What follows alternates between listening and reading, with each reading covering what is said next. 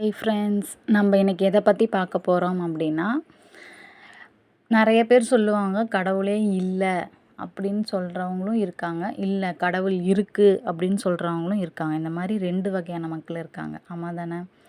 இப்போ கடவுள் இருக்குது அப்படின்றவங்க கடவுளை வணங்கி அவங்களோட வேண்டுதல் வச்சு அதை வந்து நிறைவேற்றுவதற்காக அவங்க என்ன வேணாலும் பண்ணுவாங்க. கடவுளே இல்லை அப்படின்னும் சில பேர் இருக்காங்கல்ல. அப்படி இருக்கிறவங்க பிரபஞ்சம், அதாவது யூனிவர்ஸ் அப்படின்ற கண்டிப்பாக நமக்கு மேலே ஒரு பவர் இருக்குது.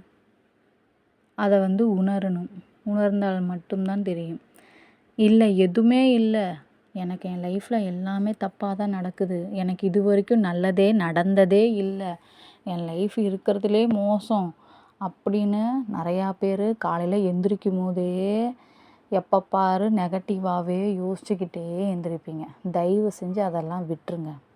விட்டுட்டு காலையில் ஒரு 4 மணி, அந்த பிரம்ம முகூர்த்த நேரம்பாங்களே அந்த டைமில் எந்திரிச்சு, என்னால் போய் குளிக்க முடியாது, அந்நேரத்தில் குளிக்க முடியாது, பல் விளக்க முடியாது, என்னால் எதுவும் பண்ண முடியாதுன்றவங்க ஒன்றுமே இல்லை. நீங்கள் படுக்கையிலே உட்காந்துட்டே கூட ஃபஸ்ட்டு எந்திரிச்சு அந்த மேலே நமக்கு மேலே ஒரு சக்தி இருக்குதுன்னு சொன்னால, அந்த பிரபஞ்சம், அந்த யூனிவர்ஸ், கண்டிப்பாக ஒரு நன்றியை சொல்லுங்கள். ஃபஸ்ட்டு எந்திரிச்ச உடனே ஒரு நன்றியை சொல்லுங்கள்.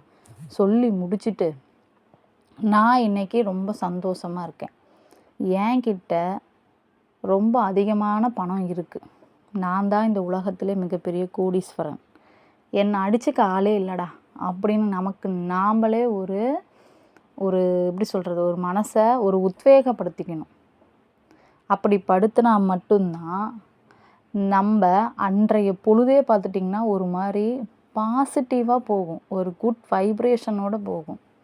இந்த மாதிரி நீங்கள் தயவு செஞ்சு பாருங்கள். செஞ்சு பார்த்தா மட்டும்தான் நமக்கு தெரியும். எந்திரிக்கும் போதே ஐயோ என்கிட்ட காசே இல்லையே, எந்த கடைக்காரன் வர போகிறான்னு தெரியலையே, நான் என்ன பண்ண போகிறேன்னு தெரியலையே, ஏன் தான் என் வாழ்க்கை எப்படி இருக்கோ தெரியலையே அப்படின்ற புலம்புறதை விட்டுருங்க. தயவு செஞ்சு விட்டுட்டு எந்திரிக்கும் போது ஒரு மாதிரி பாசிட்டிவாக எந்திரிங்க. கடவுளை வணங்குறவங்க எந்திரிச்சு குளித்து அந்த கடவுளுக்கு ஒரு நன்றியை சொல்லி விளக்க போட்டு நம்ம தீப ஆராதனை காமிச்சு நம்ம பண்ணிக்கலாம். கடவுளே இல்லை அப்படின்றவங்க இந்த மாதிரி ஒரு விஷயத்த பண்ணுங்கள்.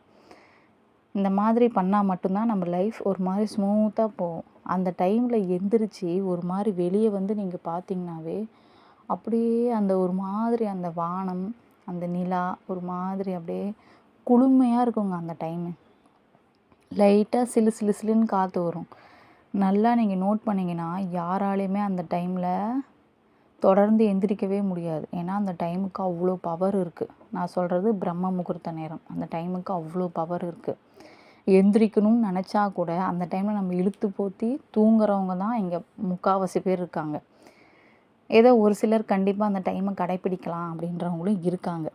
ஸோ நம்ம ஃபர்ஸ்ட் எந்திரிக்கணும். அந்த ஒரு மண்டலம் அப்படிம்பாங்க, 48 நாள். கண்டிப்பாக அதை நீங்கள் வந்து ஃபாலோ பண்ணுங்கள். ஃபாலோ பண்ணி அதுக்கப்புறம் உங்கள் லைஃப்பை நீங்கள் பாருங்களேன், ஒரு மாதிரி நமக்கே ஒரு மாற்றம் ஏற்படும். ஏன்னா அந்த டைமுக்கு அவ்வளோ பவருங்க. கண்டிப்பாக விட்டுறாதீங்க.